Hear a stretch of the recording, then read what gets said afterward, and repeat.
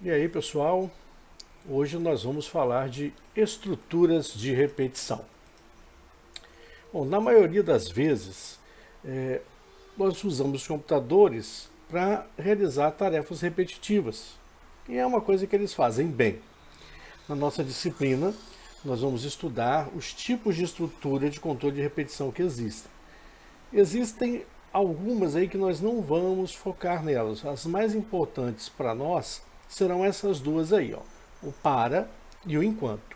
O enquanto, ele é uma estrutura de repetição polivalente, porque ele pode ser utilizado tanto para você fazer uma repetição dentro de um tamanho determinado, quanto dentro de um tamanho indeterminado. Então ele é muito mais versátil, por exemplo, que a estrutura para que nós veremos depois. Você realiza o teste, se uma condição está sendo atendida, e aí os comandos que estiverem dentro da repetição, eles serão executados, se a condição permanecer verdadeira. Aí nós temos uma condição ali que pode ser uma variável. Essa variável a gente chama de sentinela, flag, né? Flag em inglês significa bandeira, mas essa sentinela ela fica ali testando a condição e controlando a repetição. Pode ser um contador, pode ser uma variável do tipo verdadeiro ou falso, pode ser um controle usado pelo usuário, tipo deseja continuar, sim ou não. Enquanto a condição que for determinada estiver válida, ou seja, for verdadeira, a repetição vai acontecer. Caso contrário, encerra-se a repetição. Olha a sintaxe do comando aí. Como é que é feito o comando enquanto? Enquanto, condição, faça. E dentro do bloco do enquanto nós temos a sequência de comandos. Terminou. Um exemplo aqui, ó. I recebe 0. Ou seja, eu estou inicializando uma variável i com 0. Enquanto o i for menor que 10, faça. Escreva i. Então, ó, quanto que vale i? 0. Vai sair 0 na tela. I recebe i mais 1, ou seja, a variável recebe ela mesma mais uma constante. 0 mais 1, 1. Vai voltar para cá o laço. 1 é menor que 10? É menor que 10. Então, imprime 1. I recebe 1 mais 1. Agora ela vale 2, imprime 2, 3, imprime 3, 4, imprime 4 e assim sucessivamente. Até que ela tem o valor 8, 8 é menor que 10, imprime o 8, 8 mais 1, 9, 9 é menor que 10, imprime o 9, 9 mais 1, 10, 10 não é menor que 10, então acaba o laço de repetição. Então esse programinha aí, esse algoritmo, ele vai escrever para nós na tela os números de 0 até 9. Mas e quanto ao fluxograma, né? Como que eu faço um diagrama de blocos do comando enquanto? Tá ali, ó. Parece, né, com o diagrama da condicional, e de fato é uma condicional que tem aqui dentro. Por exemplo, i menor que 10. Se for menor que 10, ele vem para os procedimentos. Qual era o procedimento? Escreva i. E ficou rodando aqui até que i não era mais menor que 10. Quando i valeu 10, 10 não é menor que 10, então é falso e ele sai do fluxo. Vamos agora dar um exemplo. Vamos pegar aqui, ó, faça um algoritmo para ler números digitados pelo usuário. Para cada número digitado, o programa deve elevá-lo à terceira potência e apresentar esse resultado. O programa encerra quando o usuário digitar o valor numérico 0, ou seja, o controle da repetição é indeterminado, porque o usuário tanto pode dizer um número, quanto ele pode testar 1000. Então não existe um limite. Essa é uma das grandes vantagens da repetição baseada em enquanto, porque ela pode trabalhar com um número indeterminado de repetições. Vamos para a solução agora, como é que fica? Então, o nosso algoritmo tá, algoritmo potência 3, eu inicializo as minhas variáveis, ou seja, n inteiro. Eu tenho aqui o início, agora vem a parte do procedimento do nosso programa. Leia n, então o usuário vai digitar um valor para n. Enquanto n for diferente de 0, faça. Lembrando esse sinalzinho aqui que nós usamos para diferente, hein? Escreva n elevado a 3. Então ele vai escrever a potência, terceira potência de n. Depois que eu faço isso, eu tenho que continuar testando a minha condição aqui, ó, n diferente de 0. Só que meu n, se aqui ele já foi diferente de 0, ele vai ter o mesmo valor para sempre. Aí eu entraria num loop infinito. Então, para isso, eu preciso atualizar o valor de n. E aí eu peço para o usuário digitar de novo. Enquanto o usuário digitar um valor de n diferente de 0, nós vamos ter essa repetição acontecendo. Na hora que o usuário pegar aqui e botar 0, 0 é diferente de 0? Não. Então isso aqui é falso, ele sai da repetição. E como fica o fluxograma desse algoritmo? Bom, todo nosso fluxograma tem um início. Nós fazemos aqui a leitura de n, da variável n, e entramos no bloco de repetição. Enquanto n for diferente de 0, se isso for verdadeiro, eu vou imprimir lá, ó, n potência 3. Leio n de novo, para eu poder atualizar o valor aqui, e testo. N é diferente de 0? Se for, eu continuo nesse laço. Enquanto n for diferente de 0, eu fico nesse laço. Aí o usuário pegou e digitou 0. Bateu aqui, 0 diferente de 0? Não, é falso. Então ele vai sair do laço e encerrar o algoritmo. Tranquilo, né? Nada assim muito cavernoso. Já o comando para, ele tem essa característica de ter um número determinado de repetições. Você não consegue fazer repetição baseada, por exemplo, na vontade do usuário, um número indeterminado de vezes. Só com o enquanto que a gente faz isso.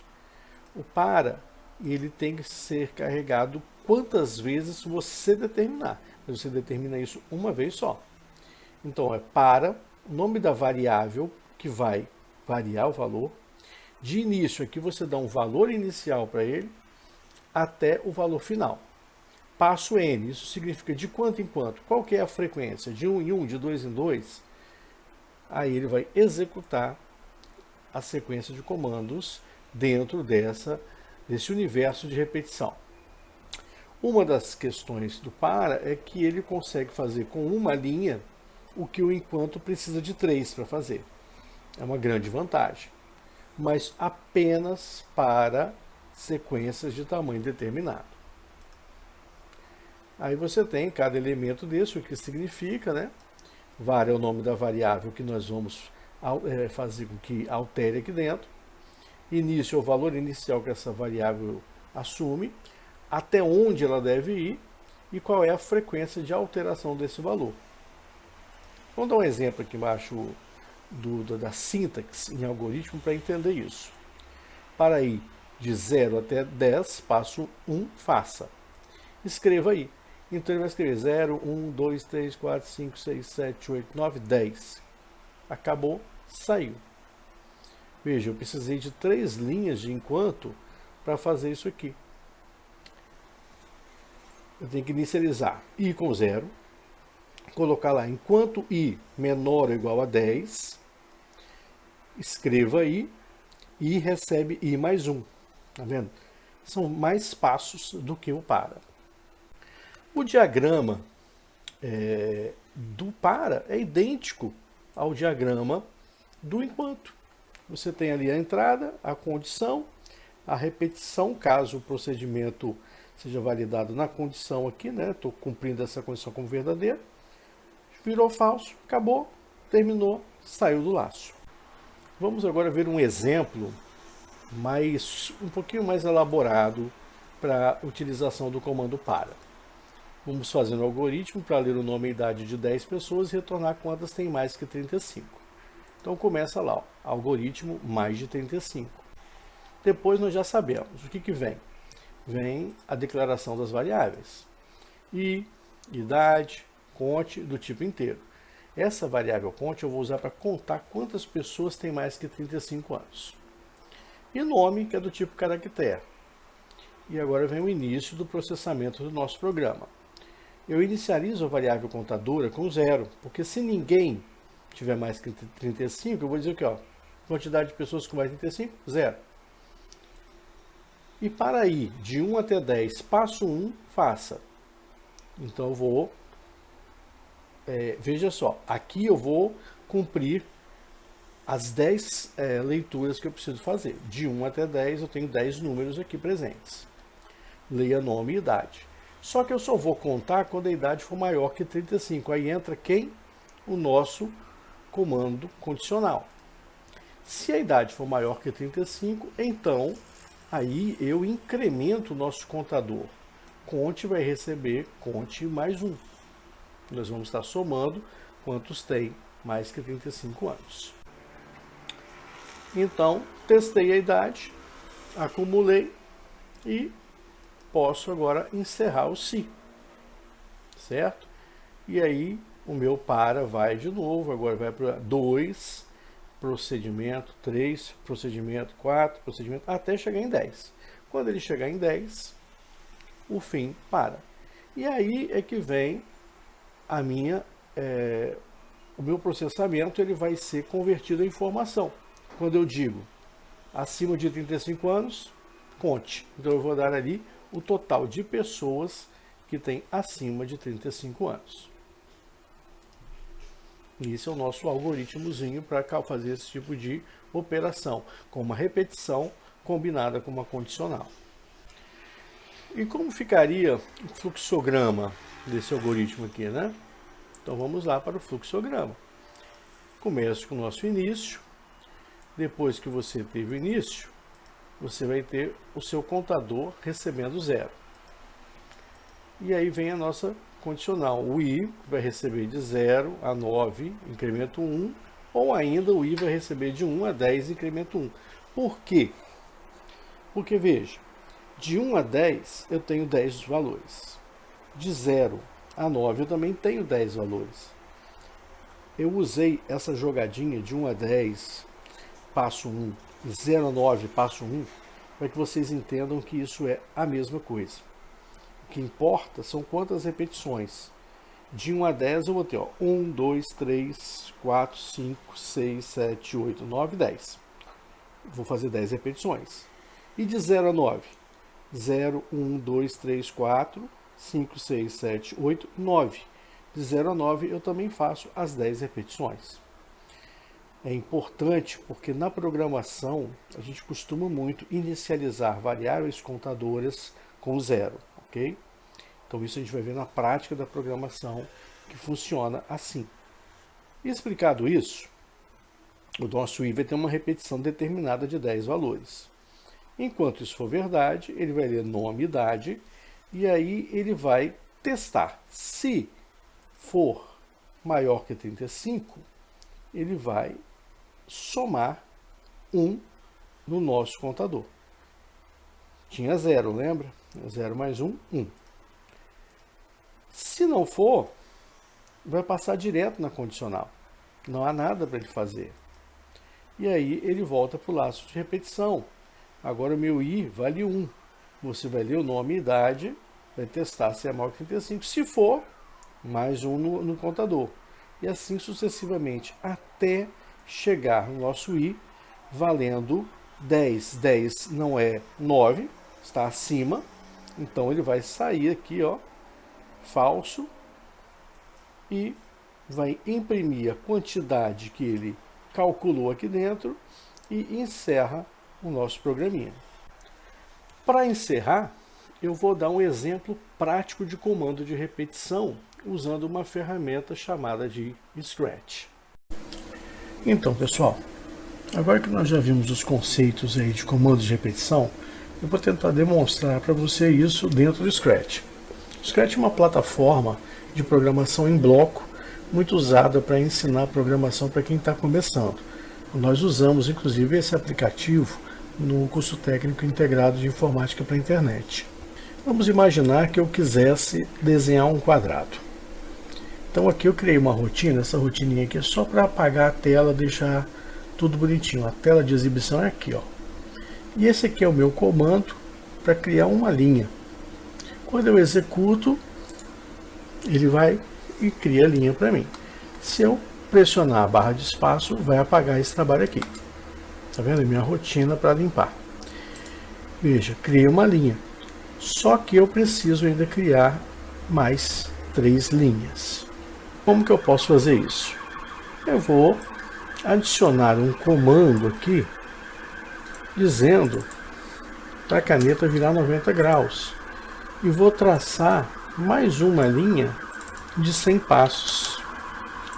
Como a minha caneta está abaixada, ele vai proceder o desenho, ó, executando. Olha lá, eu já tenho 2 lados do meu quadrado.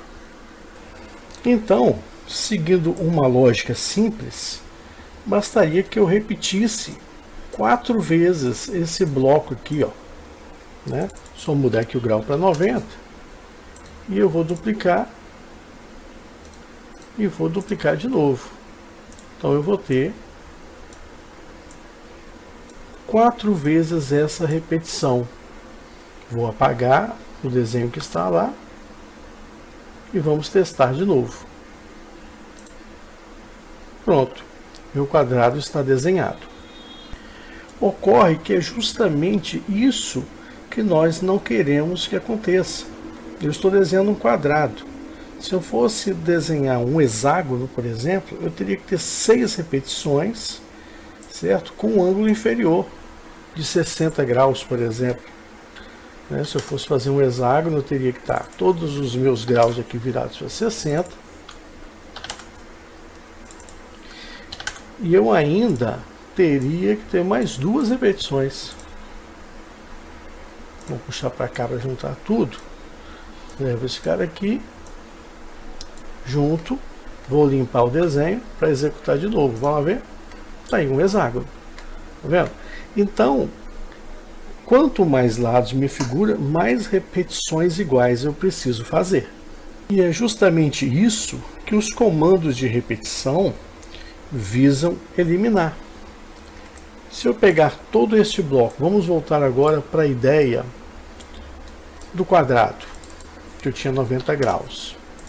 Se eu pegar aqui um controle chamado repita x vezes, e vou mudar aqui para 4 vezes, e colocar esse bloco aqui dentro, e executar, olha o que acontece. O meu quadrado foi desenhado da mesma forma. Se eu quisesse desenhar o hexágono, eu vou manter a mesma lógica. Aqui eu vou trocar para 60 graus, igual aqui. E aqui eu vou aumentar o número de vezes para 6. Eu mando executar. E o meu hexágono foi desenhado do mesmo modo. Eu espero que com esse exemplo simples possa ficar claro a utilidade dos comandos de repetição, porque elas evitam que o código seja reescrito diversas vezes, quando ele precisa, na verdade, ser repetido diversas vezes, e não escrito diversas vezes.